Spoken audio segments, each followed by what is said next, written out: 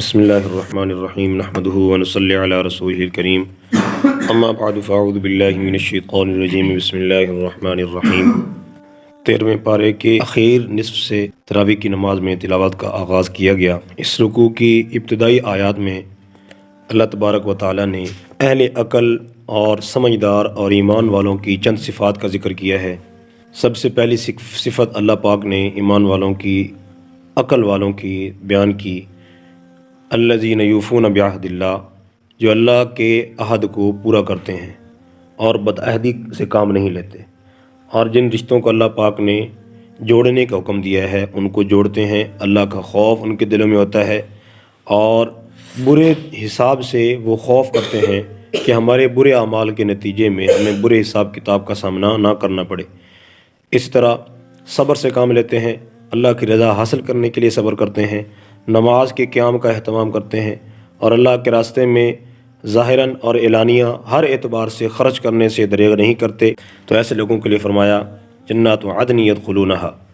ایسے لوگوں کو اللہ پاک جنت کے اندر ٹھکانہ عطا فرمائیں گے۔ اور چند بری خصلت کے مالک لوگوں کا بھی ذکر کیا گیا، بری خصلت والے جن کا ٹھکانہ بھی برا بتایا گیا کہ وہ اللہ کے عہد کو توڑ دیتے ہیں اور جن رشتوں کو اللہ پاک نے جوڑنے کا حکم دیا ہے ان رشتوں کو ختم کر دیتے ہیں، قطع کر دیتے ہیں، اور زمین کے اندر وہ فساد پھیلانے کا جرم اور اس جرم کا ارتکاب کرتے ہیں۔ اس کے بعد جو ہے نبی کریم صلی اللہ علیہ وسلم کے لیے تسلی کی آیات ہیں کہ یہ مشرکین اور یہ کفار جو آپ کی نبوت اور رسالت کو ماننے سے انکار کر رہے ہیں، آپ سے پہلے بھی انبیاء، رسول، پیغمبر گزرے ہیں۔ پھر ذکر کیا گیا انبیاء کرام علیہ السلام کے بارے میں، جو کفار مشرکین سمجھتے تھے کہ نبی جو ہوا کرتا ہے وہ کوئی فرشتہ ہوتا ہے،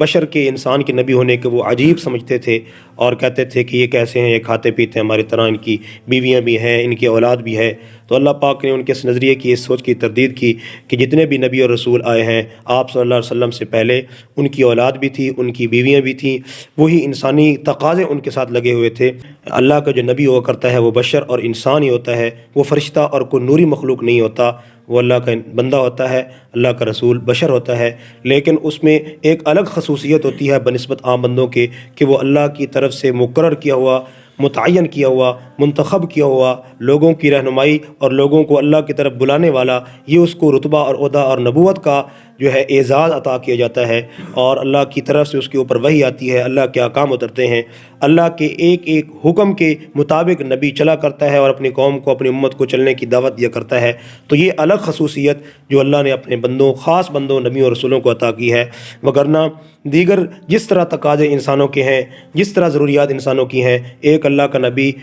اور رسول، پیغمبر، نبی اور انسان ہونے کے ناطے ان ساری ضروریات کو جو ہے استعمال بھی کرتا ہے اور وہ ساری ضروریات اس کے ساتھ لگی ہوئی ہیں۔ یہ بات فرما کے اللہ پاک نے کفار و مشرکین کے اس نظریے کی تردید فرمائی۔ اس کے بعد سورہ ابراہیم ہے۔ اس سورت کے اندر حضرت ابراہیم علیہ السلام کی دعاؤں کا اور بیت اللہ کی جو تعمیر انہوں نے فرمائی اس کا تذکرہ کیا گیا ہے۔ اس مناسبت سے اس کو سورہ ابراہیم کا نام دیا گیا۔ اس کی ابتدائی آیات میں جو ہے اللہ کی توحید کا ذکر ہے، پھر نبی کریم صلی اللہ علیہ وسلم کی رسالت کا بھی ذکر ہے، قیامت کا بھی ذکر ہے، اور اسی طرح جو ہے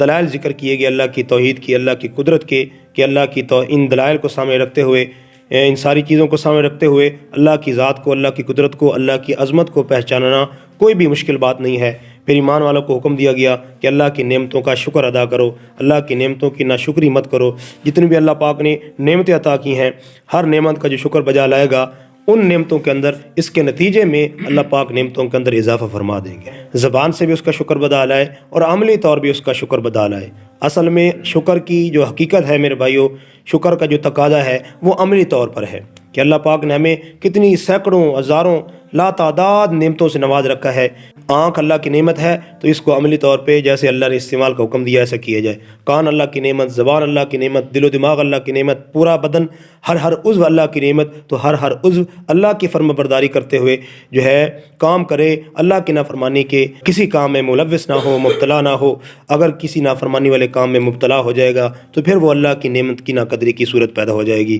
تو اس بات کا ذکر کیا گیا۔ حضرت ابراہیم علیہ السلام کی دعا کا ذکر ہے کہ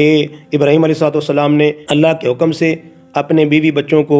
مکہ کی وادی میں جو ہے تنہا چھوڑ دیا، جہاں زندگی کے کوئی آثار نہیں تھے، زندگی باقی رکھنے کے کوئی اسباب موجود نہیں تھے، محض اللہ کے فضل، اللہ کے توکل پر اپنے بیوی بچوں کو وہاں چھوڑا اور چند دعائیں کی ابراہیم علیہ السلام نے۔ ابراہیم علیہ السلام نے اور یہ دعا کی کہ اللہ میں اپنے بیوی بچوں کو اس وادی غیر ذی زرع کے اندر جہاں کوئی آب و گیا کوئی چیز بھی زندگی کی باقی رکھنے کے ظاہری اسباب نہیں ہیں، یا اللہ میں تیرے بھروسے پہ اپنے بیوی بچوں کو یہاں چھوڑ کے جا رہا ہوں۔ تو ابراہیم علیہ السلام نے اس موقع پہ چند دعائیں کی، ربنا لیقیموا الصلاۃ فاجعل افئدۃ من الناس تہوی الیہم، کہ اللہ میری جو اولاد ہوگی یہاں اس بستی میں اندر، اس جگہ کے اندر جو بسنے والے ہوں گے، اس جگہ کو جو آباد کرنے والے ہوں گے، اے اللہ ان کو نماز کا پابند بنا۔ رزق اور معیشت کے لیے بھی دعا کی کہ اللہ ان کے رزق کے اندر بھی وسعت اور ان کو پھلوں کا رزق عطا فرما، تاکہ وہ جو ہے تیرے شکر گزار بندے بن کر رہیں۔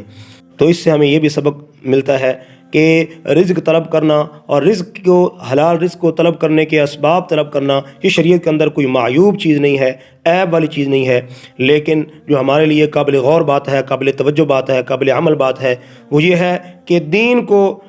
جو ہے دنیا کے مقابلے میں ترجیح دی جائے، اور دین کے اعمال کو، دین کے احکام کو جو ہے سب سے پہلے رکھا جائے، ملوز خطر رکھا جائے، مد نظر رکھا جائے۔ اگر خدا نخواستہ صورت الٹ ہو گئی کہ ہم نے دین کو پیچھے کر دیا اور دنیاوی ترجیحات ہمارے سب سے پہلے آ گئیں، تو یہ بڑے خطرے کی بات ہے۔ اس کے بعد جو ہے اللہ پاک نے ظالم لوگوں کو، ظلم کرنے والوں کو تنبیہ دی کہ جتنے بھی ظلم کرنے والے ہیں وہ اللہ کی ڈیل کو، اللہ کی جانب سے ملنے والی مہلت کو جو ہے یہ نہ سمجھے کہ اللہ تعالیٰ ان کے اس عمل سے غافل ہیں۔ اللہ تعالیٰ ان ظالموں کو ڈیل دے دیتے ہیں، اور پھر قیامت کا جب دن آئے گا، جب یہ مریں گے تو پھر اللہ کی جانب سے ان کو پکڑ کا سامنا کرنا پڑے گا۔ قیامت کا ذکر کیا گیا کہ قیامت کے دن کے احوال کیا ہوں گے اور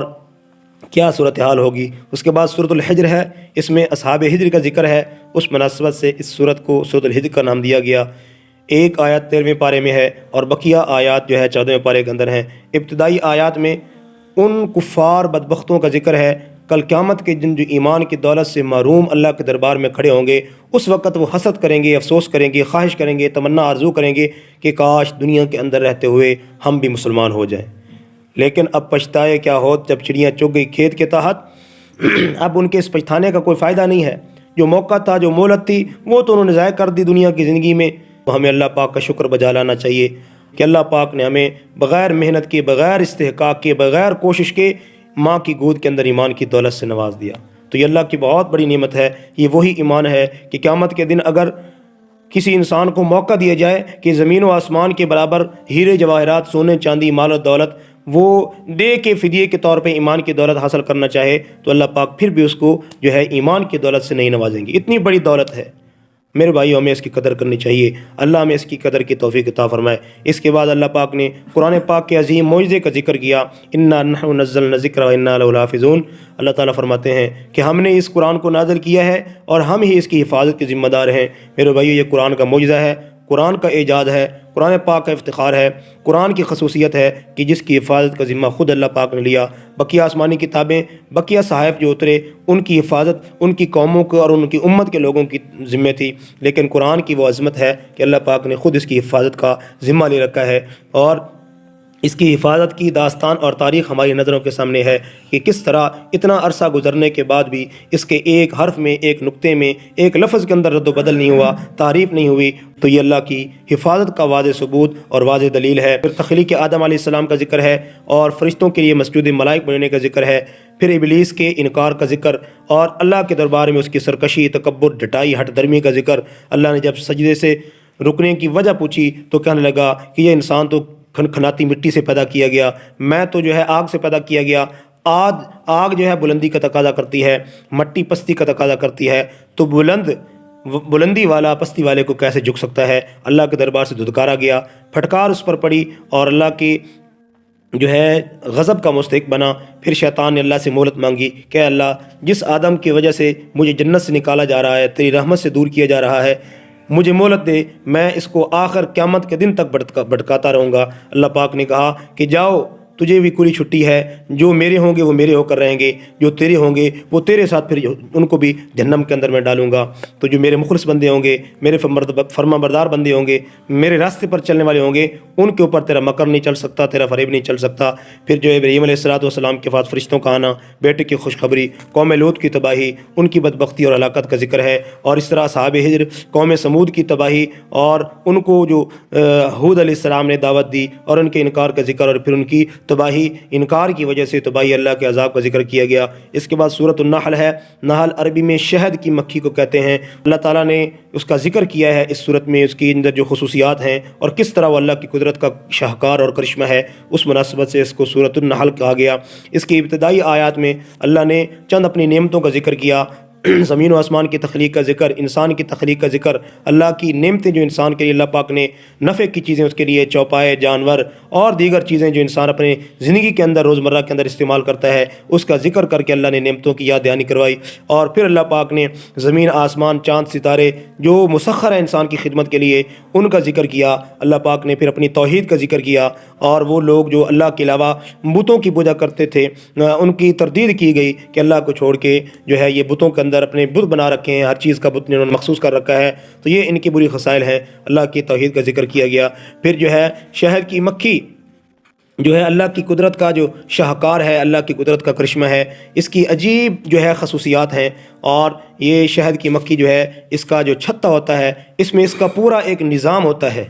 یعنی گندگی سٹور کرنے کا الگ نظام ہے، شہد سٹور کرنے کا الگ نظام ہے، ہزاروں کی تعداد میں مکھیاں ہیں، سیکورٹی کا شعبہ ہے، ایک ان کی ملکہ ہوتی ہے، اور اللہ کے حکم اور قدرت سے اللہ پاک نے اس کو ایسی سمجھ اور ایسی دانش عطا کی ہے کہ یہ ایسے پھول پہ بیٹھتی ہے جو اچھے رس والا ہوتا ہے، اور کسی بھی زہریلے رس والے پھول پہ اگر کوئی مکھی غلطی سے بیٹھ جائے تو ایک چیکنگ والا، سیکورٹی والا عملہ چیکنگ پر معمور ہے، جو ہر مکھی کو چیک کرتا ہے، اگر زہر لے کے آئے، زہریلے پھول سے رس لے کے آئے تو اس کو ختم کر دیا جاتا ہے، قتل کر دیا جاتا ہے۔ تو یہ ساری چیزیں ذکر کر کے اللہ پاک نے اپنی توحید کی طرف اپنے بندوں کو متوجہ کیا، اور اللہ کی چند نعمتوں کا ذکر کیا گیا۔ وَإِنَّ لَكُمْ فِي الْأَنْعَامِ لَعِبْرَةً نُسْقِيكُم مِّمَّا فِي بُطُونِهَا، کہ انسان اپنے جانوروں سے، چوپاؤں سے اللہ کی قدرت کا شاہکار ہے کہ اللہ اسی خون سے دودھ کی نہروں کو، دودھ کے سلسلے کو جاری کرتا ہے۔ تو یہ ساری چیزیں، سارے دلائل، ساری جو ہے کرشمے اللہ کی قدرت اور توحید کی طرف چیخ چیخ کر، بلا بلا کے دعوت دے رہے ہیں۔ اور پھر جو ہے مشرکین کفار جو تھے،